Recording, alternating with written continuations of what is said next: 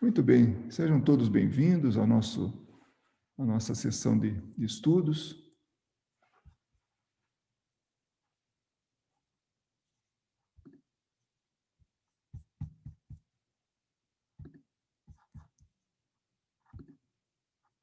Como sempre, o comecinho dá uma rateada, né?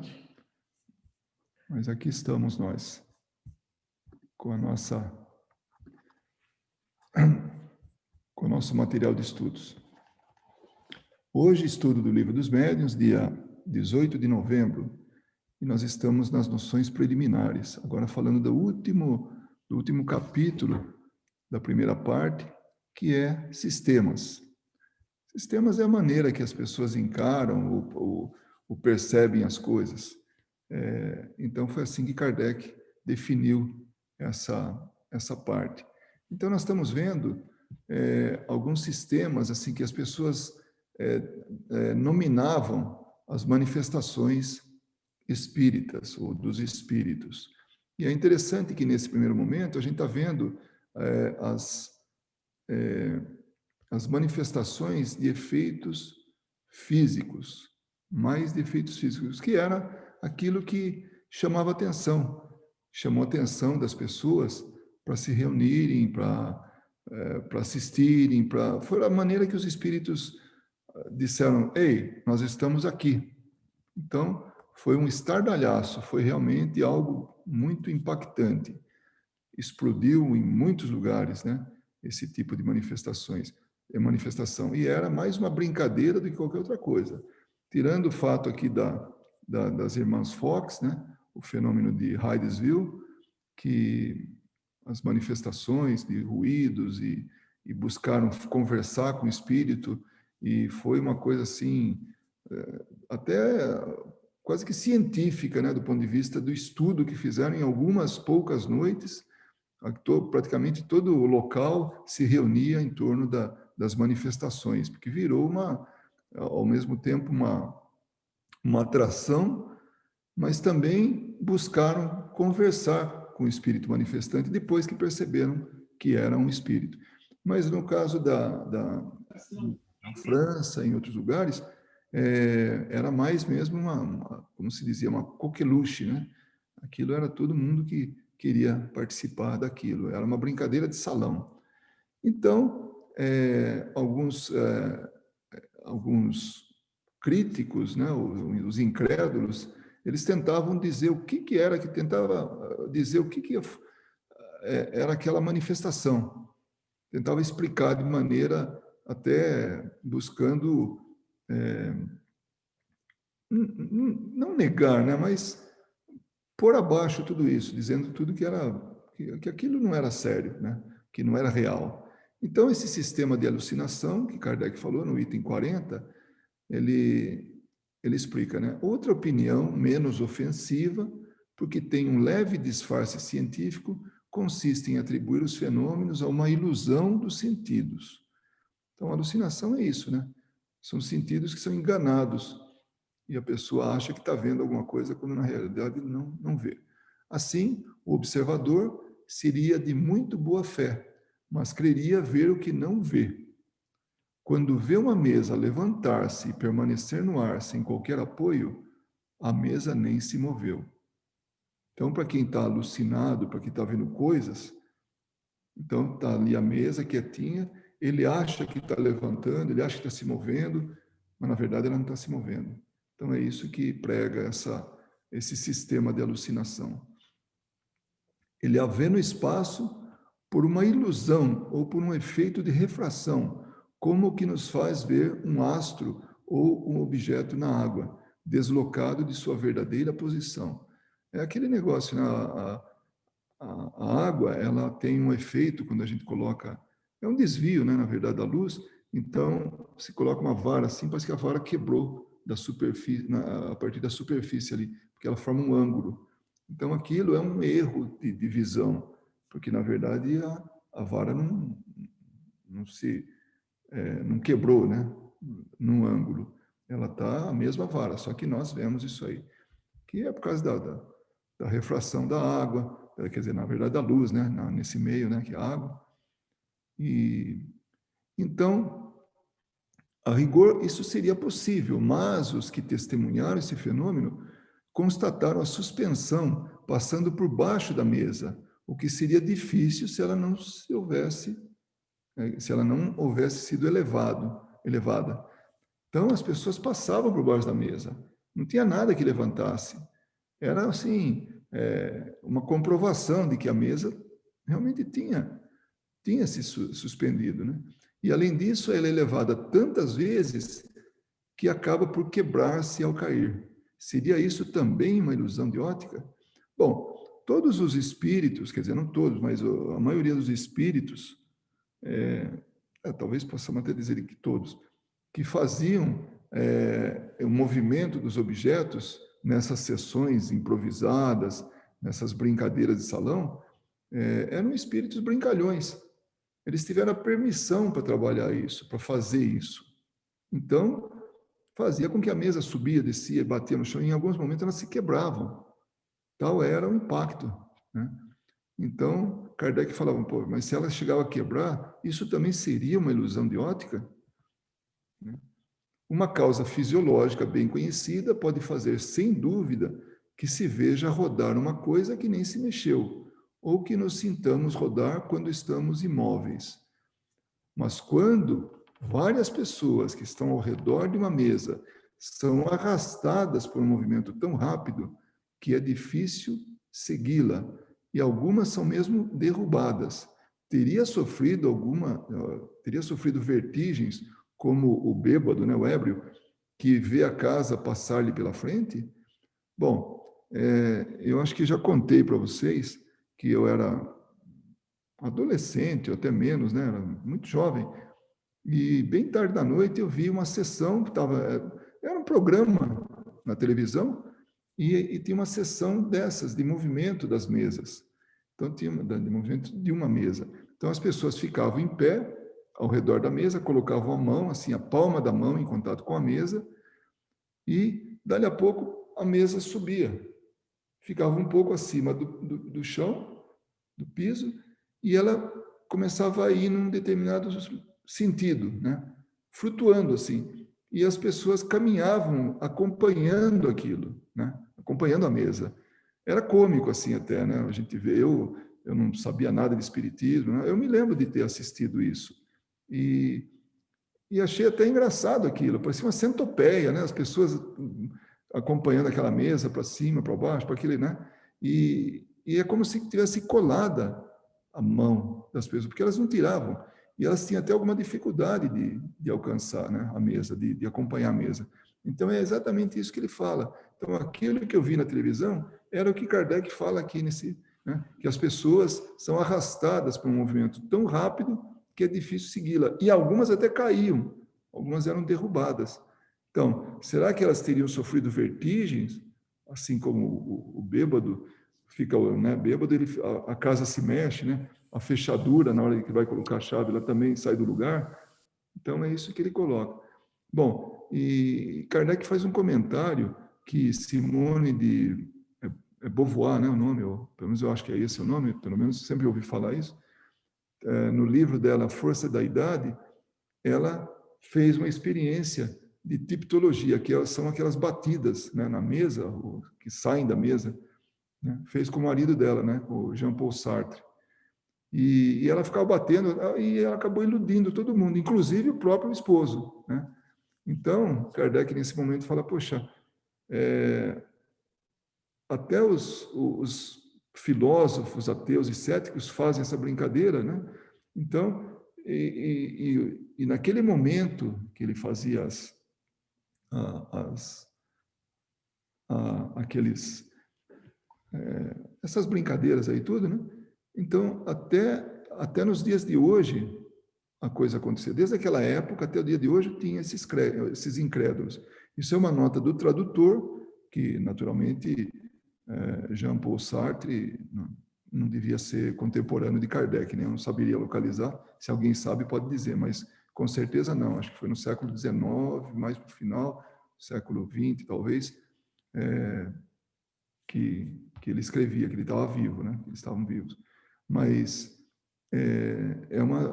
uma coisa identificada. Você está num livro, consta no livro essa brincadeira que ela fez com o marido, né? Então, ele aqui fala, poxa, em vez de brincar, talvez pudessem fazer uma experiência séria, como o Kardec fez, né? Esse aqui é meu favorito, tá? É o sistema do músculo estalante. Então, por que ele é meu favorito? Porque é realmente o tipo de explicação que não cabe mesmo, né? Então, Kardec fala, se assim fosse no que toca à visão, não seria diferente para o ouvido. Então, ao ver por isso que essas manifestações são defeitos físicos, porque elas atingem nossos sistemas sensoriais, né? Então, no caso se por uma vez falava da visão, né? Esse anterior, para o ouvido, mesma coisa. Por quê? Porque havia ruídos também. Então, os espíritos conseguiam tirar ruídos do material. Mas quando os golpes são ouvidos por toda uma assembleia, então todo mundo que está assistindo lá escuta, né? Não se pode razoavelmente atribuí-los à ilusão. Afastamos, bem entendido, qualquer ideia de fraude, considerando uma observação atenta em que se tenha constatado que não havia nenhuma causa fortuita ou material. É verdade que um sábio médico, chamado de Dr. Joubert de Lamballe, então, é verdade que um sábio médico deu ao caso uma explicação decisiva, segundo pensava. A causa, disse ele, está nas contrações voluntárias ou involuntárias do tendão muscular do pequeno perônio. É aquele osso fininho, né, que fica aqui do lado da perna, né, que fica ao lado daquele osso maior. Então, realmente é uma explicação e tanto essa aí, né? Então, imagina uma pessoa habilitada a fazer ruído com a perna, com os ossos, né? E é interessante que essa teoria, ela começou, na verdade, com esse senhor Schiff, e ele levou para a Academia de Ciências. E até Kardec, ele é muito, ele é sarcástico nesse comentário, quando ele fala que ele deu um golpe decisivo nos espíritos batedores. Os espíritos batedores eram justamente eles que faziam ruídos, né? E aí ele falou, foi decisivo, ele acabou com os espíritos batedores. E na Revista Espírita, eu tenho até a página aberta, se depois tiver um tempinho aí, a gente pode ver do que se trata. Num determinado mês, né, mês de junho de 1859, tem um tópico só falando disso aí, né? E aí ele continua, e entra nas mais completas minúcias anatômicas para demonstrar o mecanismo dessa produção de estalos, que pode imitar o tambor e mesmo executar áreas ritmadas. Imagina, dava até para tirar a música da perna de alguém, né? Alguém que tivesse essa habilidade ou essa anomalia, né? Chega assim à conclusão de que os que ouvem os golpes numa mesa são vítimas de uma mistificação ou de uma ilusão. O fato nada apresenta de novo. Infelizmente, para o autor dessa pretensa descoberta, sua teoria não pode explicar todos os casos. E aqui ele explica, né? Kardec explica que não é tão fácil explicar, não dá para explicar tudo ali. Então, pode ter realmente alguém que possa fazer algum ruído com a perna. Difícil, mas não impossível. Mas tirar música, ou mesmo, como ele vai explicar, fazer a coisa acontecer longe do objeto, ou seja, a pessoa está aqui e o objeto está mais longe e o ruído vem do objeto, né? Mas vamos ver isso aí, ele explica melhor, né? Digamos primeiramente que os dotados da estranha faculdade de fazer estalar à vontade o músculo do pequeno perônio ou outro qualquer e tocar áreas musicais por esse meio são criaturas excepcionais, enquanto a de fazer estalar as mesas é muito comum e os que possuem só muito raramente podem possuir aquela. E os que a possuem, só muito raramente podem possuir aquela. Ou seja, do ponto de vista dele, era muito mais fácil um espírito fazer o ruído do objeto, na mesa, no caso, ou das paredes, né, do que alguém que tivesse essa habilidade, né, essa habilidade tão estranha. Né? E, em segundo lugar, o sábio doutor esqueceu-se de explicar como podem esses estalos musculares de uma pessoa imóvel e distanciada da mesa produzir nessas vibrações sensíveis ao tato.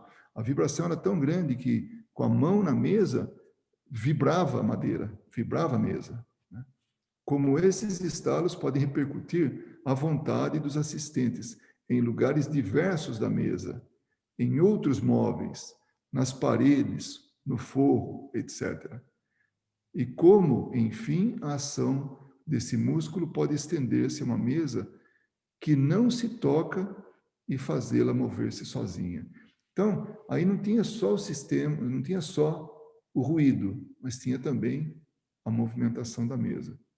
Então, como explicar tudo? Só com o movimento dos músculos na perna daquela pessoa que tinha essa habilidade. Essa explicação, aliás, se realmente explicasse alguma coisa, só poderia infirmar é enfraquecer, né, tirar a credibilidade, o fenômeno dos golpes, não podendo referir-se aos demais modos de comunicação.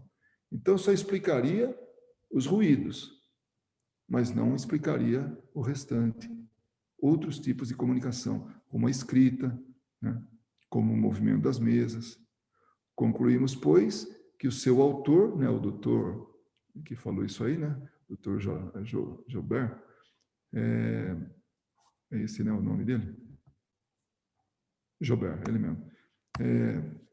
Concluímos, pois, que o seu autor julgou sem ter visto, ou sem ter visto tudo de maneira suficiente, ou seja, não estudou, não observou, não fez nenhuma análise sobre aquilo. Isso é muito comum. É muito comum. Nós mesmos, aqui, as discussões, nas nossas discussões, falamos, por exemplo, de como nós entendíamos a doutrina espírita sem conhecer nada. Achávamos que era coisa de, enfim, fazia coisas que certamente nós não fazemos, nós espíritas, as nossas reuniões. Eu lembro que uma vez eu levei minha mãe para... Houve uma oportunidade, lá no fim ela acabou entrando na casa espírita. Eu acho que ela queria ver o que o filho fazia, né? Então ela entrou, ela ficou chocada com a simplicidade. Eram cadeiras, né, voltadas para o mesmo lugar, e na frente dessas cadeiras tinha uma mesa ali que na verdade tinha uma jarra, uma mesa tão pequena, né? Tinha uma jarra, um copo de água, um vaso de flores, tudo. Tinha um quadro na parede, um quadro muito bonito, por sinal, né, que era feito por espíritos, né, aquela psicopictografia, e ela ficou impressionada que não tinha nada do que ela imaginava que tinha. Então, o filho dela não era tão maluco assim, né? Ele era uma pessoa normal, que frequentava um lugar que era normal, que era como qualquer outro lugar de reunião de pessoas. Né? Então, se a gente não tem o conhecimento, não dá para julgar. Né? É sempre lamentável que os homens de ciência se apressem a dar, sobre o que não conhecem, explicações que os fatos podem desmentir. Então, que vão atrás da informação. Isso é muito importante. Se faz isso com a ciência, né? O seu próprio saber deveria torná-los tanto mais ponderados em seus julgamentos, quanto mais esse saber lhes amplia os limites do desconhecido. Então, é a crítica que ele faz das pessoas que... esses homens de ciência, no caso, esse é um médico, que tentava explicar de uma forma totalmente inverossímil algo que ele ouviu falar. Né? Agora, nesse item, fala do sistema das causas físicas. Saímos, então, aqui agora ele deixa aquela parte da incredulidade, da negação absoluta, e aqui já começa aqueles que começam a pensar, é possível. Então já começa a ser mais positivo quanto a isso, né? Há uma aceitação aí.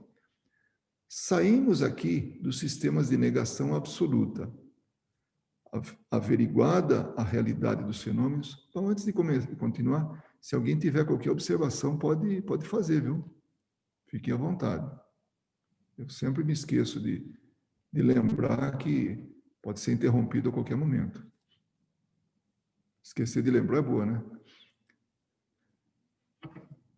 Bom, então vamos lá. Averiguada a realidade dos fenômenos, o primeiro pensamento que naturalmente ocorreu ao espírito dos que ouviram, aqui ele está falando do espírito, sim, a percepção de quem viu, tá? Isso não tem nada a ver com o espírito, ele está falando da característica da pessoa, tá? Então, naturalmente ocorreu ao espírito dos que ouviram, foi de atribuir os movimentos ao magnetismo, à eletricidade, ou à ação de um fluido qualquer. Em uma palavra, a uma causa exclusivamente física, material. Então, a gente viu anteriormente que Kardec falou a respeito de uma nova medida para medir esse tipo de coisa. Um novo tipo como é que eu diria assim? Não uma regra, mas de um fenômeno, mas ele tinha que ser medido de acordo com medidas, ou tinha que ser interpretado de acordo com interpretações para esse tipo de fenômeno. E até então não tinha nada disso. Então, a ciência media as coisas no plano tridimensional, nas manifestações do nosso dia a dia, que ferem os nossos sentidos, nossos 5 sentidos.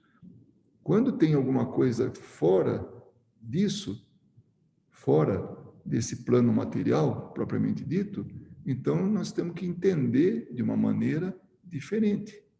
Então era isso que Kardec tinha, essa preocupação. E aqui que ele fala, mesmo esses que queriam explicar de toda boa vontade, queriam explicar de acordo com a perspectiva deles, de acordo com a maneira com que eles entendiam as coisas, né?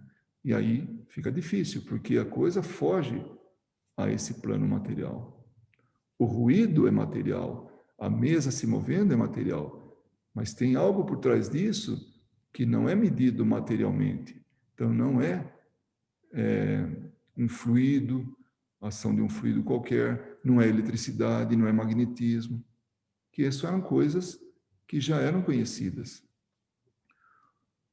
Essa opinião nada tinha de irracional e prevaleceria se o fenômeno se limitasse aos efeitos puramente mecânicos.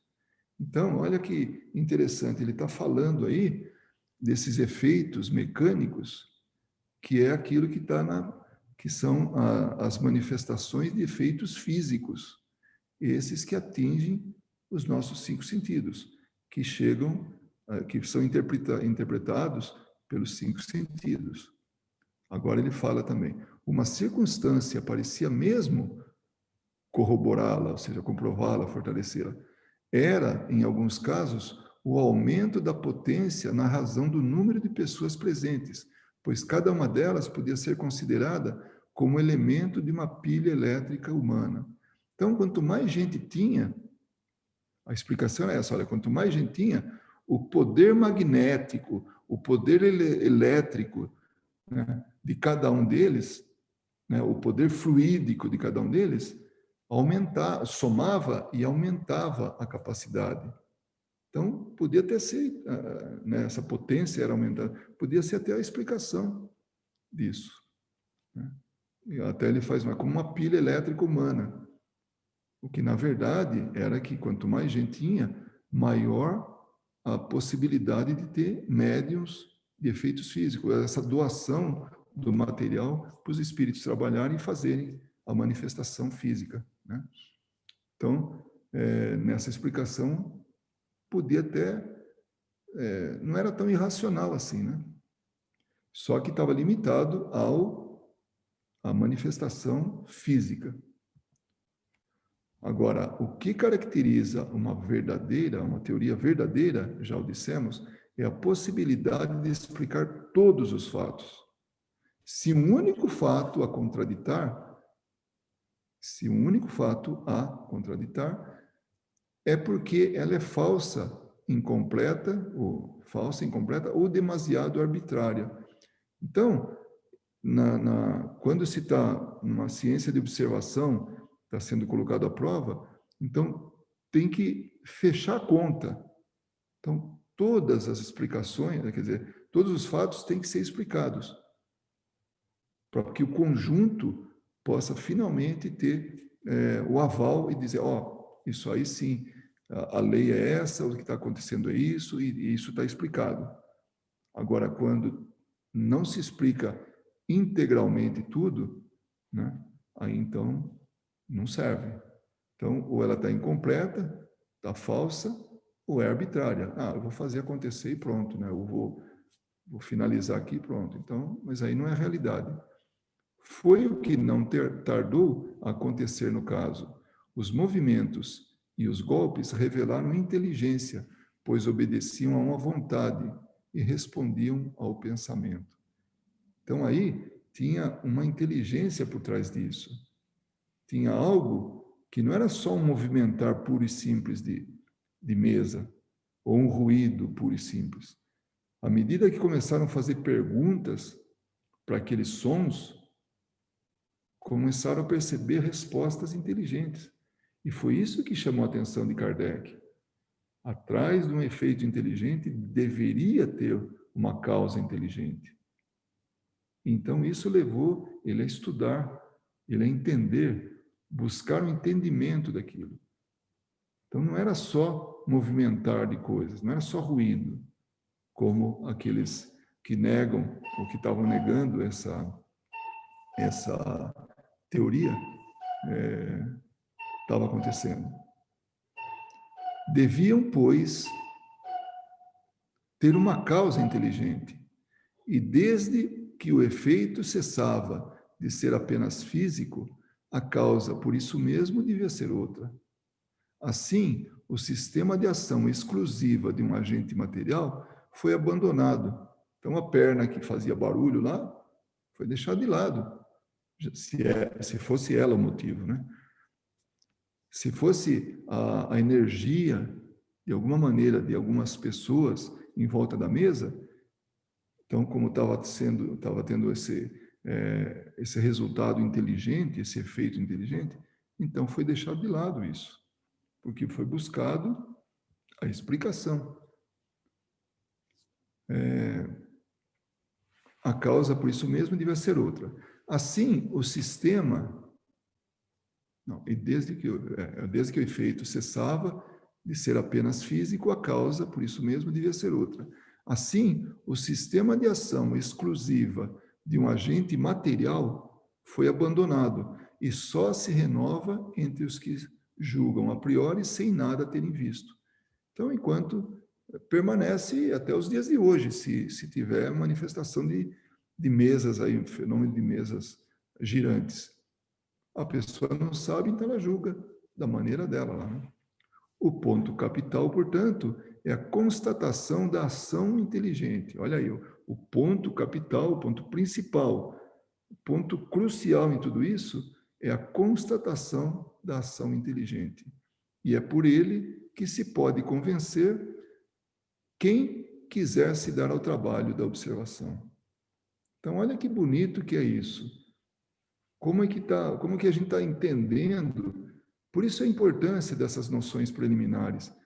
Ele vai explicando o que está acontecendo naquela época. Então, imagine, nós estamos lendo esse livro pela primeira vez lá no século XIX. Então, nós estamos dando de cara com essa nova realidade. Nós estamos ávidos de conhecimento e não existe. Hoje a gente já ouviu falar, mas digamos que naquela época nós estamos lendo pela primeira vez isso. Então, ele está falando do que está acontecendo, é daquele momento. E aí, a gente está vendo a evolução desse conhecimento, a evolução da análise do que está acontecendo. Era isso aí. Então, aqui nós temos um recado, mas pode ser feito depois, né? E não agora.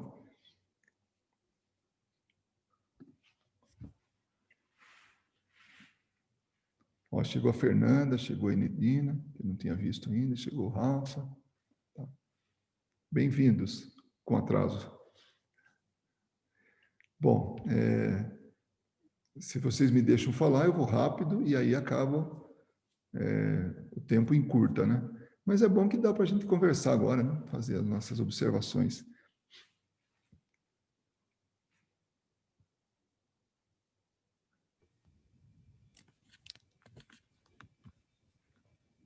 Sou todo ouvido, tá? Só abrir o microfone, aperta aquela teclinha ali bem embaixo, né? A da esquerda. Bem, a Carol tinha feito um comentário aqui sobre esse último sistema, que realmente a parte... Na verdade, está tudo muito bem definido, né? Mas é que ela trabalhou com academia, ela trabalhou com mestrado e tudo mais, mas nessa parte da constatação inteligente que muda todo o sistema ali, realmente. É muito interessante ver assim que num caso se aplicaria 100% e pronto, está tudo resolvido, mas como é inteligente, muda tudo e vai para outro lado, assim. Entrou uma variável aí que mudou tudo, né? Exato. O que, no livro dos médiuns, a gente vai chegar à conclusão de que Kardec derruba tudo que é superstição, tudo que ao longo de séculos, de milênios, a gente conviveu com casa mal assombrada, com coisas mal explicadas, com gente falando sozinho, né? E tanta gente internada em hospícios e tudo, e ele vem e de maneira muito lógica ele explica tudo isso aí. Então, não só o livro dos médiuns, né? Porque o livro dos médiuns não é mais um livro prático, né? Sobre esse tema, sobre as manifestações dos espíritos, mas tudo aquilo que a gente via, sabe, que torcia o nariz, que eu tinha medo. Eu até estava falando com a minha netinha, eu comecei a cantar música, aquela canção de Ninar, né, que fala do bicho-papão, né? E ela falou, o que é o bicho-papão, vovô? Eu falei, o bicho-papão, porque ela é americana, né? Então tem que ensinar, né? O que para a gente era tão... Aprendia-se sozinho, né? No dia a dia, assim. Então ninguém nunca cantou para ela, né? Dorme, senão o bicho-papão vem pegar. A Cuca vem pegar. A Cuca, desculpa, a Cuca, o que é a Cuca? Aí eu falei, o mesmo que o bicho-papão e não sei o quê. Falei, porque para as crianças, para levarem ela para o sono, os pais achavam que cantando isso ficavam assustadas, e se ficasse acordada, o tal do bicho, a Cuca, vinha pegar, então dormiam, né? Pelo menos essa era a intenção. E ela ficou assim, porque ela é muito impressionável. Eu falei, mas existe, né? Não, eu falei, não existe. Aí a gente entrou naquela do Papai Noel, né? Né? Que os pais ensinam os filhos e depois de um tempo os filhos desacreditam porque crescem e depois ensinam os filhos deles, né? Então é um círculo vicioso. E aí eu falando para ela, claro, na linguagem dela, tudo, e falando que eu falei, você acredita em Papai Noel? Não, né? Não acredito, mas já acreditou sim, já acreditei. Com a Cuca, o bicho papai é a mesma coisa. Hoje você pode acreditar, mas você vai crescer mais um pouco, você não acredita mais. E pior, os filhos que acreditam, que ficavam com medo, vão ensinar os outros, vão falar do bicho papão, da Cuca, né? Para os filhos deles, né? Então, é mais ou menos isso que na sociedade a gente aprende, né? Na civilização. As coisas são meio que assim, é um ciclo fechado, né? Aquilo vai, e a gente vai acabando recebendo do outro, né? Dos que antecederam a gente, e vai e acaba passando para os outros. E se a ignorância ela perpetua, é porque esse é o caminho, né? A gente não tem explicação, tem medo, tem tudo. Passou por aquela fase e depois passa para quem vem depois. Então, a assombração permanece, dentre aqueles que ainda estão nesse círculo vicioso da ignorância. Então, Kardec veio e rompeu isso, né? Explicou tudo isso. Então, hoje, para a gente, espírito é tão normal quanto encarnado, né? Então, pode falar, Carol. Não, eu lembrei uma vez que você comentou, né, que você falou para mim, falou, Carol, vai chegar um dia que eu acredito que vai ser muito normal as pessoas lidarem, né, com a presença dos espíritos, com a ideia, né, dos espíritos. Aí lembrei um pouco também do estudo de segunda-feira, né, da influência, né, de tudo. E se a gente for parar para pensar, né, Kardec lá atrás se deparou com esse fenômeno, explicou, está explicando para trazer isso dentro de uma normalidade que naquela época se confrontou com a igreja, teve todos aqueles problemas, e hoje a gente ainda encontra, né, muitas barreiras, então, mas bem menos. E eu acho que o estudo, para mim, cada vez mais só confirma isso, que quanto mais a gente estuda, mais a gente se esclarece. E a importância de estudar todas as obras juntas, né? Porque vai fazendo sentido e vai deixando essa normalidade, né? Ontem mesmo eu estava conversando aqui com os meus roomies, e aí a gente estava falando sobre isso, né? Dos espíritos. Falei assim, não, eu falar para você, Góis, que eu acho normal, não acho não, ainda, né? Essa questão, mas a gente vai se adaptando, porque o espiritismo para mim é uma coisa nova. E quando eu estudo, eu fico mais tranquila, isso vai me dando mais tranquilidade. Mas eu ainda não encaro isso. Ontem a Suelen estava falando, né? Não, a gente confia porque nasceu no berço espírita, né? Normal. Para mim, isso ainda não é uma coisa assim muito. Tem lógica, mas eu tenho muito medo, né? De, sei lá, ser enganada, ser influenciada. Então, por isso que a gente tem que estudar, porque acho que é o tempo, a maturidade, que acho que vai dar essa segurança de encarar isso com uma naturalidade, né? E o tempo, o amadurecimento, acho que nosso mesmo, de chegar lá na frente, sei lá, daqui 100 anos, né? E falar assim, não, realmente, 200 anos atrás, Kardec falou que era normal e hoje a gente vê isso como normal. Esse medo, falou, eu até gostaria de explicar, né, para o restante das pessoas, se alguém pode ter achado, bom, como o espírito tem medo do espírito. Não, o que você está falando é desse de ser enganado, tudo como. Porque aí você já está falando, você está mais preocupada com o efeito inteligente da coisa. Você não tem, né? Ninguém tem preocupação de andar pela casa e, de repente, olhar, olha, o vaso se mexeu, andou 1 metro. Isso não acontece, porque precisa toda uma. É muito mais difícil hoje. Por quê? Porque um médium de efeitos físicos, ele está muito mais difícil de encontrar, porque ele tem que doar um material, tem que estar sob determinadas circunstâncias, o espírito tem que saber trabalhar com aquilo, às vezes ele sabe até, nem sabe como sabe trabalhar aquilo. Tem na revista Espírita o caso de um espírito que foi invocado porque na sessão lá na sessão prática mediúnica lá de Kardec, né, da Sociedade Parisiense, ele atuava numa determinada rua e as pedras, tinha ruído de pedra, a pedra se movimentava, batia nos telhados, né? E aí chamaram ele e falou, por que você faz isso? Para me divertir. E como é que você faz isso? Ele falou, não sei exatamente como, eu consigo fazer. Mas de onde que você, o que você faz, como que acontece isso? Tem uma moça que mora na rua e ela, através dela eu consigo fazer isso, né?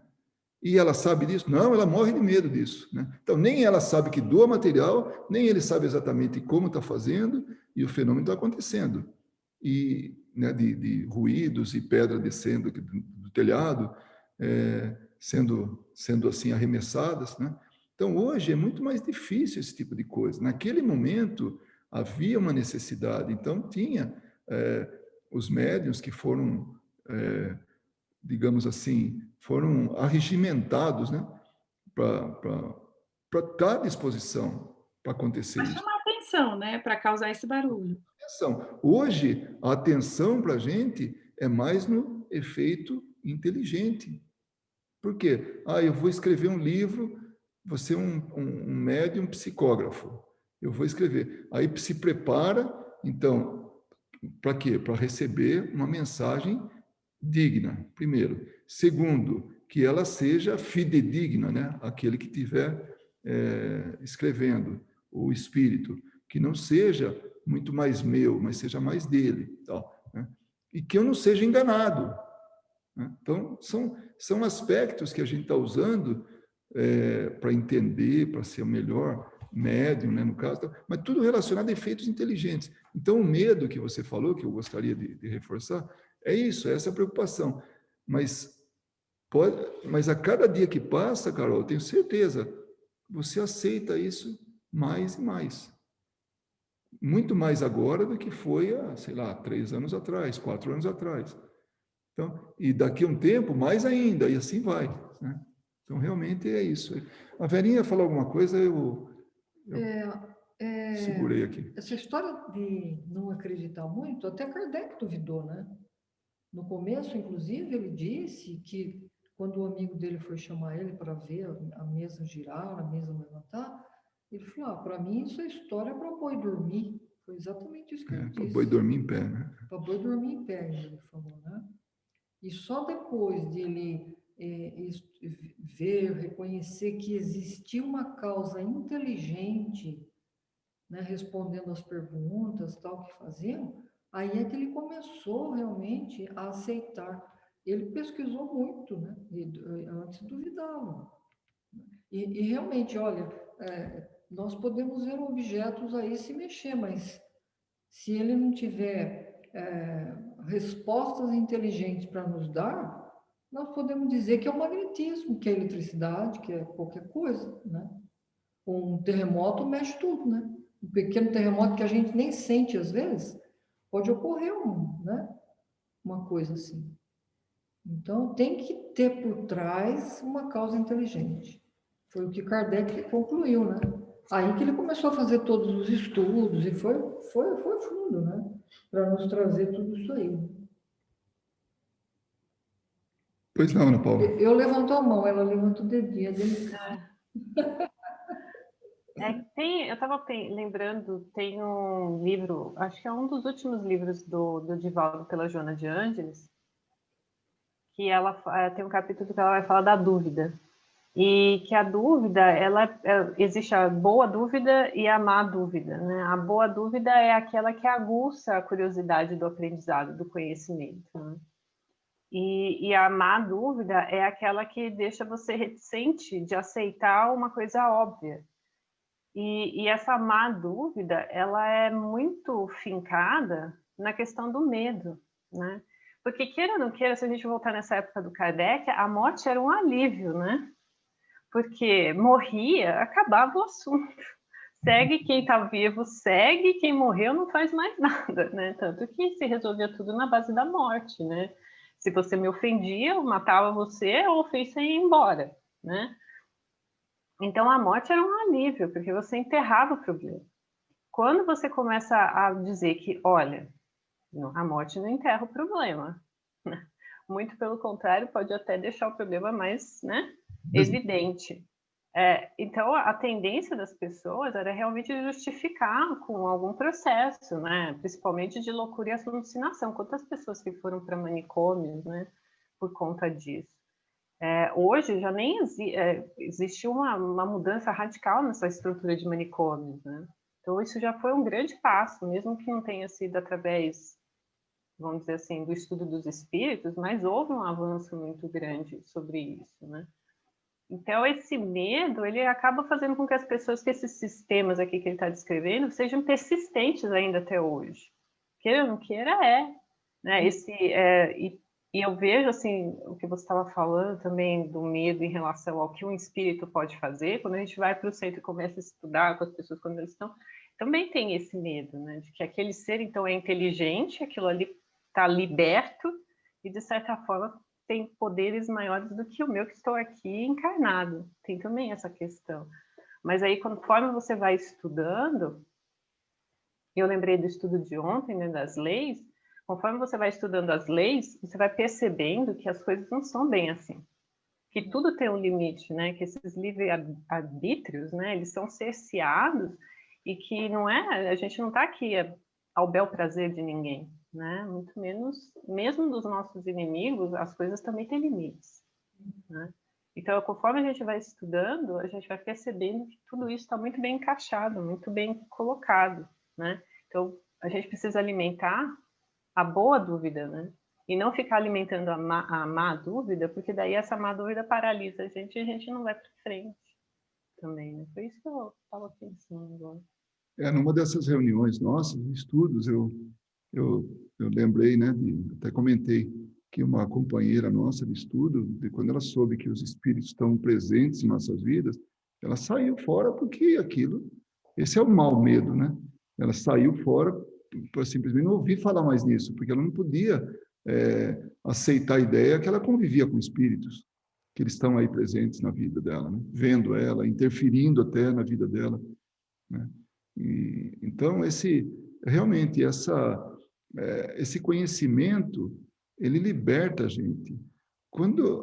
Eu acho que Jesus falava as coisas, foram tudo assim muito bem planejada. Cada frase dele tinha assim estava no lugar certo, né? Então, quando ele falava, né, que a verdade, né, busca a verdade e a verdade te libertará, né, ou vos libertará. Então, para mim é isso, é o conhecimento. Se a gente consegue, sabe, entender, se a gente consegue aceitar a coisa de maneira lógica, se vai atrás da verdade, a gente não tem mais esse medo, essa dependência de coisas exteriores, né? Imagina quantos de nós não tivemos talismã, né? Eu lembro que a minha filha, ela era atleta de vôlei, né?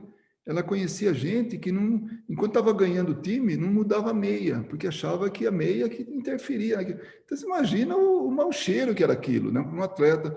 Eu ficava pensando, nossa, isso sim é ser supersticioso, né?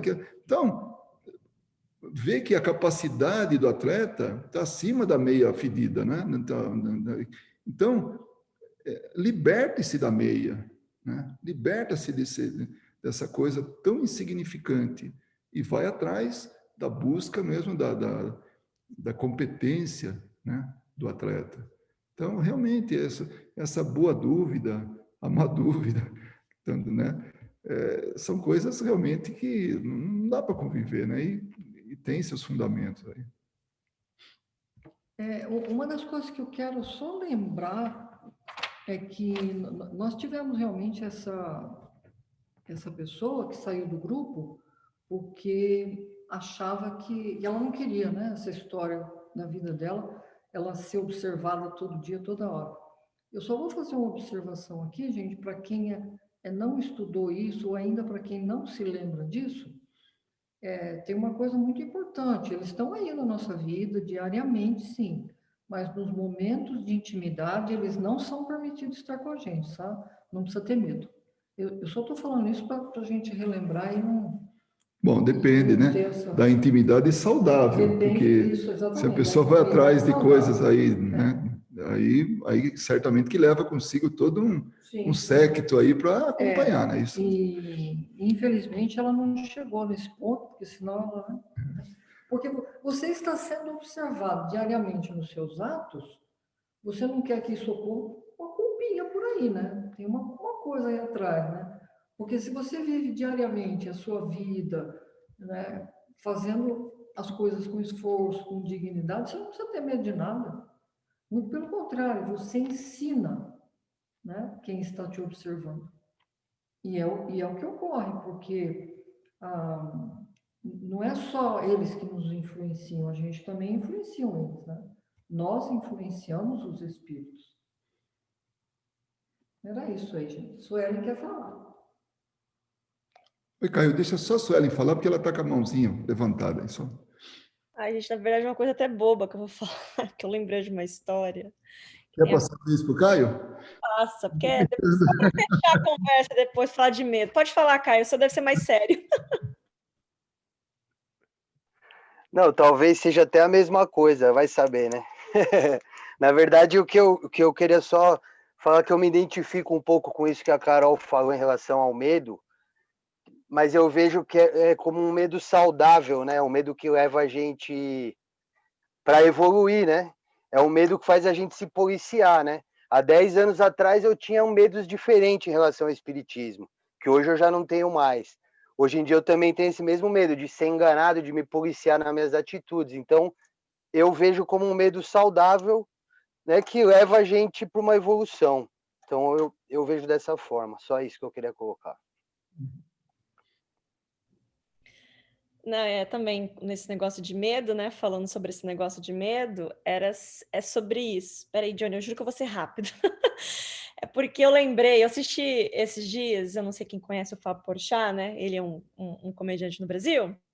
E ele tem um programa chamado Que História é Essa, né? Uma coisa assim. Ele às vezes deixa a plateia falar umas histórias. E tem várias histórias engraçadíssimas. Mas enfim, dessa menina, lógico, eu achei engraçado porque é do assunto, né? Que eu vivo, o espiritismo. E ela conta que aos 18 anos ela se começou a se interessar pelo espiritismo, os pais delas iam na casa espírita, ela começou a ler, estudar, e ela brinca, ela fala, o problema é que eu me interessava por uma coisa que eu morria de medo, né? Ficava um paradoxo ali para mim, mas enfim. E ela conta que ela era nova, era uma época do carnaval, e aí os pais queriam viajar no carnaval e falou, você quer viajar ou você quer ficar em casa? Aí ela falou, um outro medo é ficar sozinha que eu tinha, né? Mas eu era nova, meus pais foram viajar, eu falei, vou ficar em casa. E aí, quando ela se viu sozinha em casa, ela começou a entrar no desespero, que ela falou, ai meu Deus, agora eu tô sozinha, vou ter que dormir sozinha, o que eu vou fazer? Vou arrumar alguma coisa para fazer nesses 4 dias de carnaval, vou para uma festa, na casa de amigo, enfim. Ela arrumou, durante os próximos 3 dias, ela arrumou alguma coisa para fazer, e ela não dormia em casa, ela sempre voltava tipo 5, 6 da manhã, quando já estava claro, né? Porque ela fala assim, o problema de espírito é que ele aparece à noite. Você não vem ver história de espírito que aparece durante o dia, meio-dia, 2 da tarde, só aparece de madrugada. E aí tá, e diz que no último dia da festa de carnaval, todos os amigos muito cansados, ninguém aguentava mais festa. Aí ela falou, meu Deus, ninguém mais quer sair comigo. Eu vou ter que dormir em casa e meus pais só chegam amanhã. Não, peraí, eu vou arrumar um jeito. Ligou para uma amiga, foi para uma festa que estava ruim, a amiga quis ir embora. Aí era 3 da manhã ela indo embora, e ela, meu Deus, são 3 da manhã e eu vou ter que entrar na minha casa. Aí ela explicou que na casa dela, a sala é daquelas que você entra e não tem um interruptor do lado, você tem que atravessar a sala no escuro para acender a luz. Aí ela falou, a minha saga do desespero começou ali. Aí eu falei, bom, vou entrar em casa. Diz que ela abre a porta, daqui a pouco ela ouve no escuro uma voz. Mamãe, tô com fome. Aí diz que ela falou, oh meu Deus do céu, era isso. Sabia que era só eu voltar para casa, um espírito ia se comunicar comigo. E diz que ficou mamãe. Ela, bom, eu não tenho o que fazer. No escuro, né? Ela não foi acender a luz. Vou conversar com o espírito. Aí diz que ela começou a conversar. Olha, então, eu não sou sua mãe, você não tá com fome, você já não tá mais viva. E diz que foi mais ou menos uns 40 minutos de conversa. E mamãe, tô com fome. Aí ela, mas que raio é esse que esse espírito só repete que tá com fome? Aí daqui a pouco ela ouve um barulho de motor, de alguma coisa robótica.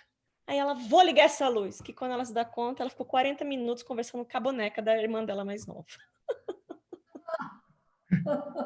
Esse é o cúmulo do medo.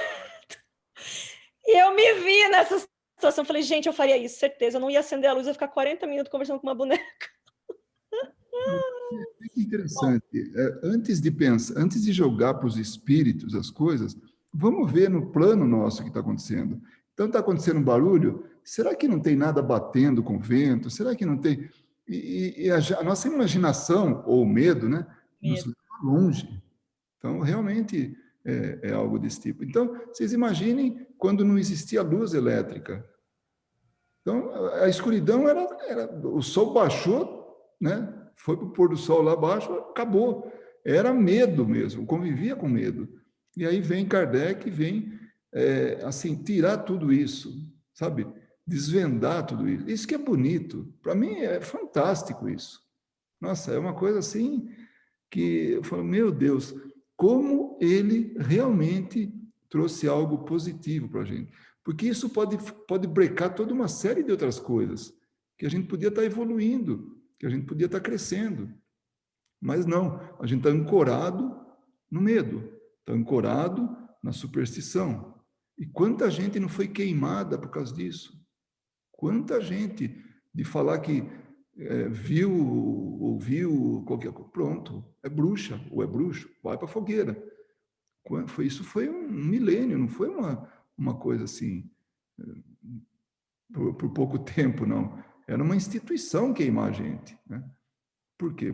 Claro, tinha outros interesses por trás disso. Mas, Johnny, peguei sua vez aí, acabei falando, sem levantar a mão, hein? Não, sem problemas. Eu vou ser o mensageiro aqui, rapidinho, contar aqui todo nesse quesito medo, né, Carol? Eu queria falar que também na verdade, ela sempre... Eu tô contando porque a gente já perdeu ela aqui. A Verinha tinha falado que estava pescando, a Carol aproveitou a pescaria e foi embora. Ela levou a E, sério o que a Verinha falou.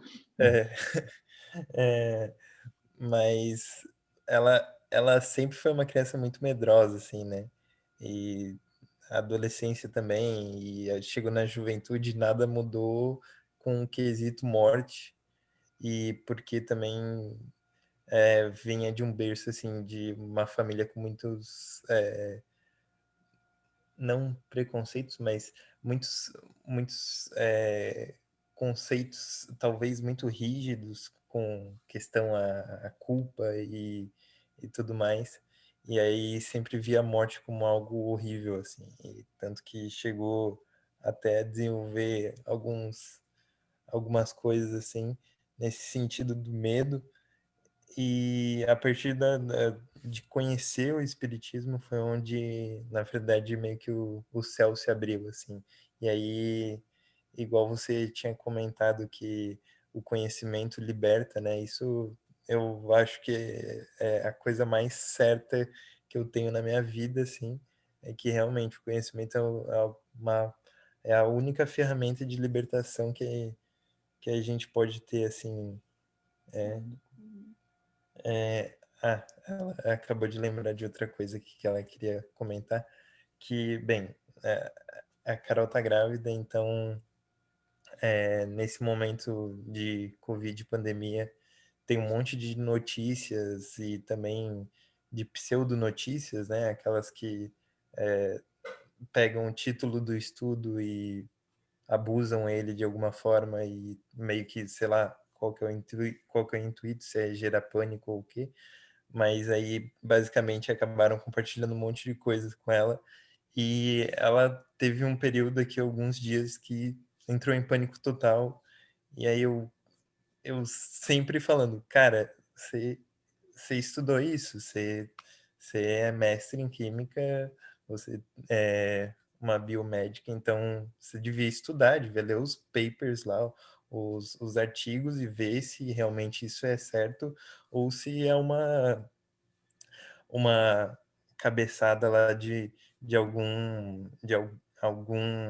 alguma pessoa que está querendo publicar uma matéria que vai super chamar atenção ou algo do tipo.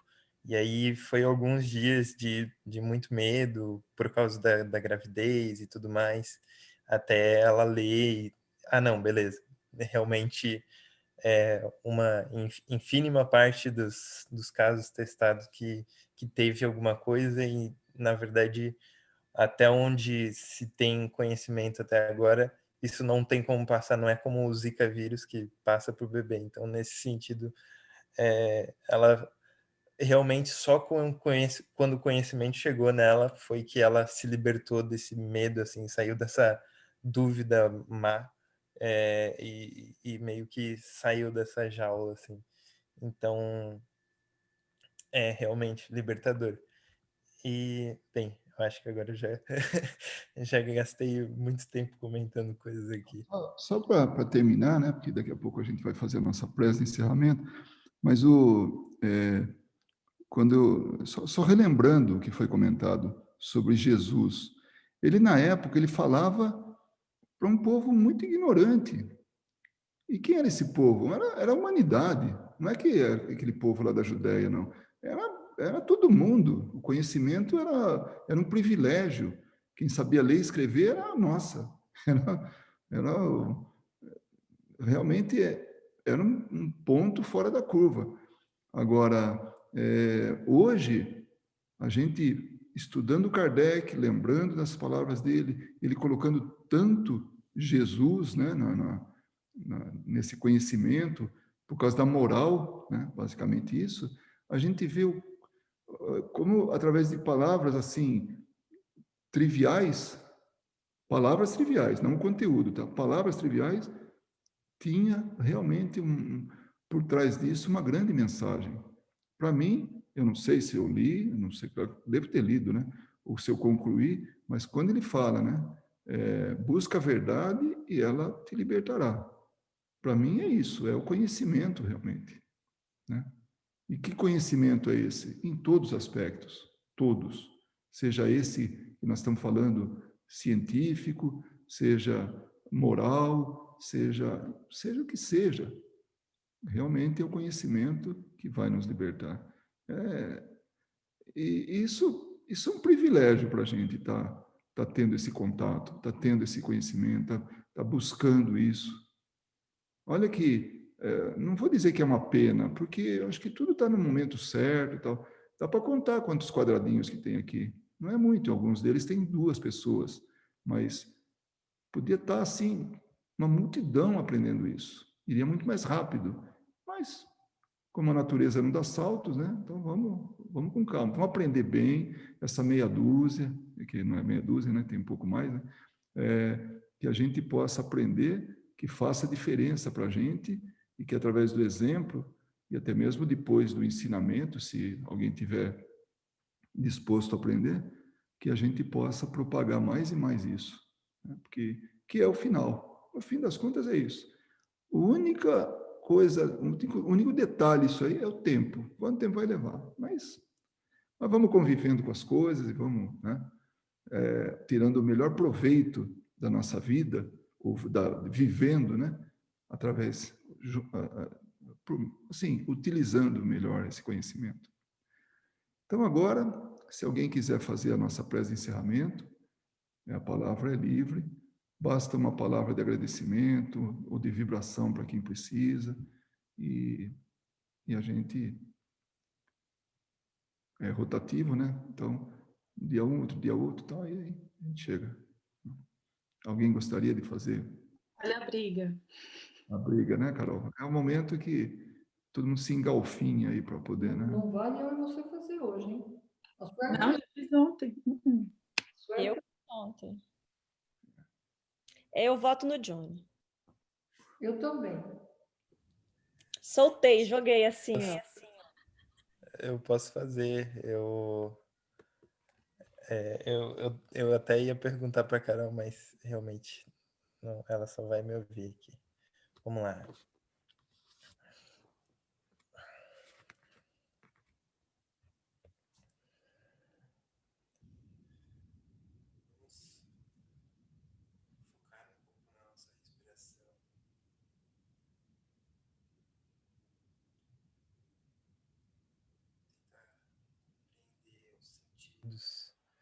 Sentir o nosso corpo aqui se acalmando, sentindo o peso contra o sofá,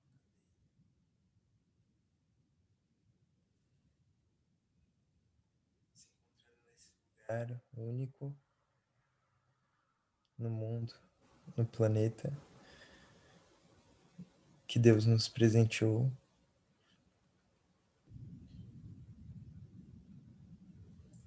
E agora com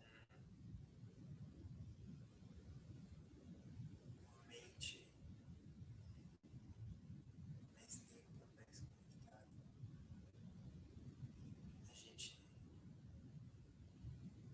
agradece aos benfeitores.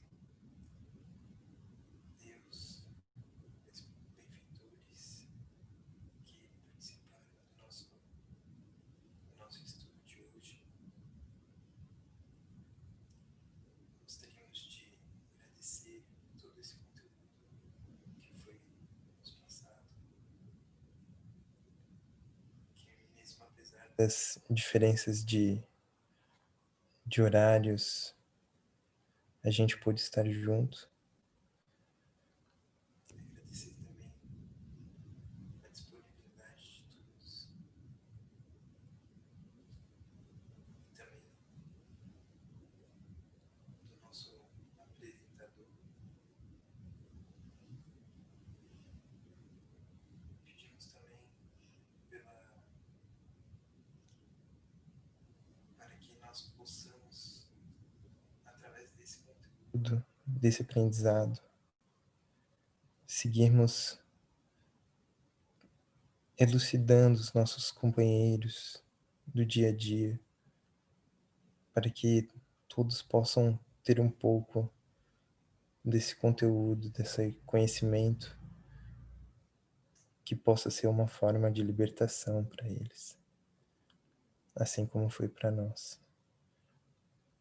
Te agradecemos novamente pela oportunidade de estarmos aqui, estarmos encarnados, aprendendo, e que assim seja.